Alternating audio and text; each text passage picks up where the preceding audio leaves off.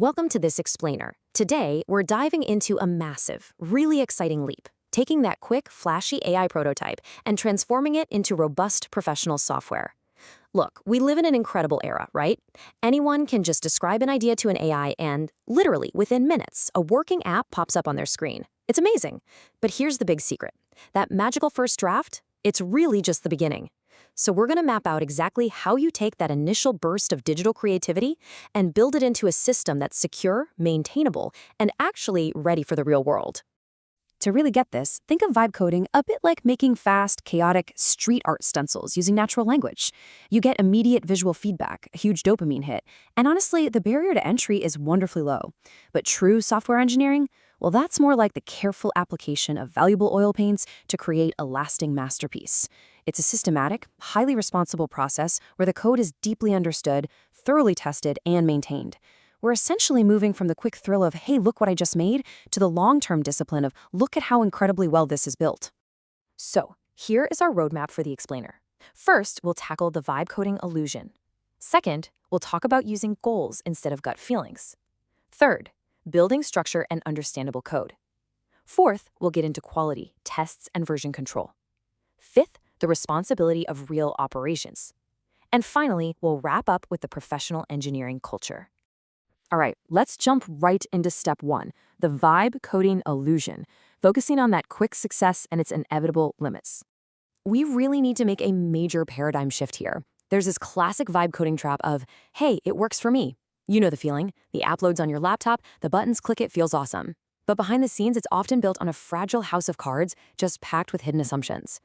The true engineering mindset, though, is it works for everyone. It's no longer enough that the code runs perfectly on just your machine. It has to be structured, tested, and documented so that it works flawlessly out there in production. AI speeds up the feedback loop from days to minutes, giving us this false sense of completion. But remember, speed absolutely does not equal competence. And that brings us to the crucial point. You have to ask the hard questions. Sure, the AI built a fancy calculator that works beautifully when you type in the number 5. But what happens when a user types a letter instead? Or what if the network literally just drops out completely, or someone mashes a bunch of special characters into the keyboard? Vibe coding usually only addresses the happy path, where everything goes perfectly. Engineering, on the other hand, prepares for messy reality. Moving on to part 2, goals instead of gut feelings. This is all about having concrete requirements, instead of just open wishes. Listen, if you just vaguely ask an AI to build a learning app, it's forced to make massive, sweeping assumptions about user age, privacy standards, and accessibility.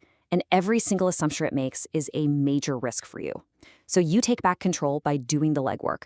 Clarify your exact target audience. Nail down the absolute core function. Specify the precise inputs and outputs. And, this is key, set strict boundaries on what the app will not do. Formulating these clear, intentional steps turns a chaotic AI prompt into a structured, professional mandate. Okay, let's look at part 3, structure and understandable code. We're talking architecture and refactoring. We absolutely have to talk about refactoring. AI is kind of notorious for generating what we call spaghetti code. It'll hand you this massive, tangled, single file that technically functions, but is an absolute nightmare to try and update later. And refactoring isn't just cosmetic, folks. It's the vital, active process where you step up, take ownership of the AI's messy first draft, and transform it into clear, understandable logic.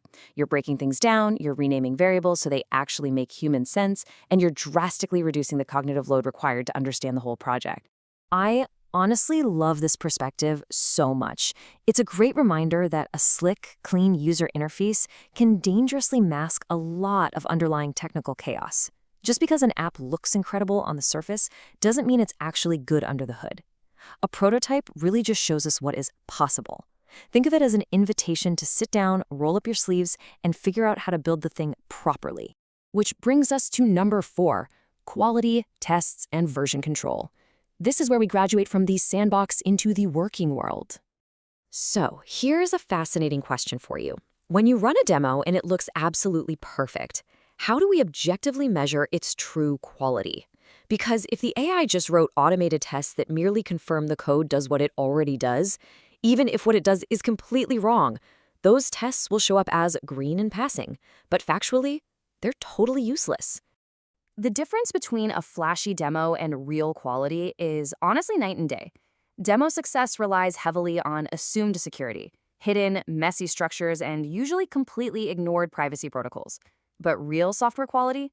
That demands verified security, clear and documented structures, and fiercely protected data privacy.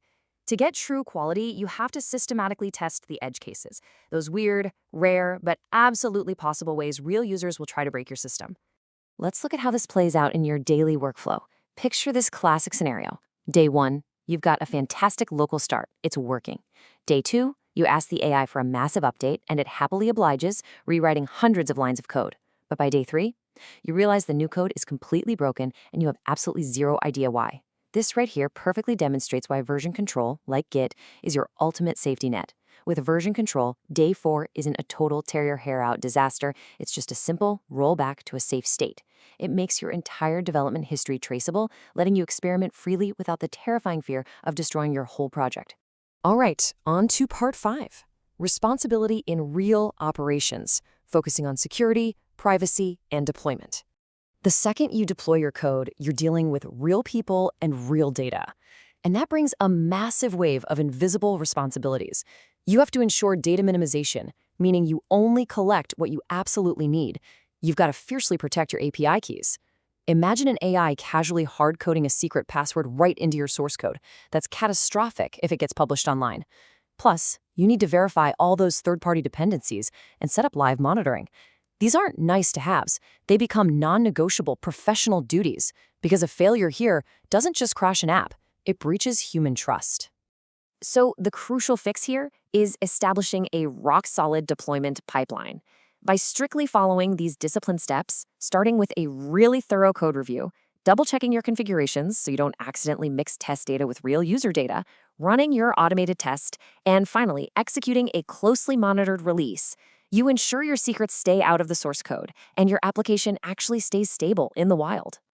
Let's wrap up with Section 6, the professional engineering culture. This is about treating AI as a tool, not an authority. We constantly have to guard against something called automation bias. AI has this incredibly confident voice, doesn't it? It outputs clean, beautifully formatted code that just looks highly professional.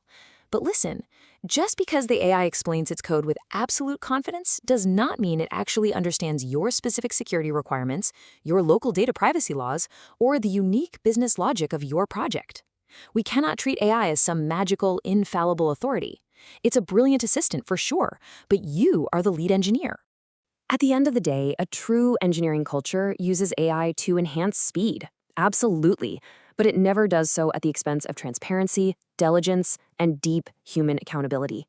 It means being totally honest about what parts of the code you actually wrote versus what the AI generated, and taking full responsibility for testing and securing the whole thing. Speed is a huge value, yes, but it is definitely not the only value. This explainer has taken us from the rapid, chaotic joy of vibe coding all the way to the disciplined, rigorous, and honestly, deeply satisfying world of professional software engineering. So, as you sit down to draft your next AI prompt, I want to leave you with a thought to ponder. Are you just cutting out a quick stencil, or are you actually ready to paint a masterpiece? Where does professional engineering begin for you?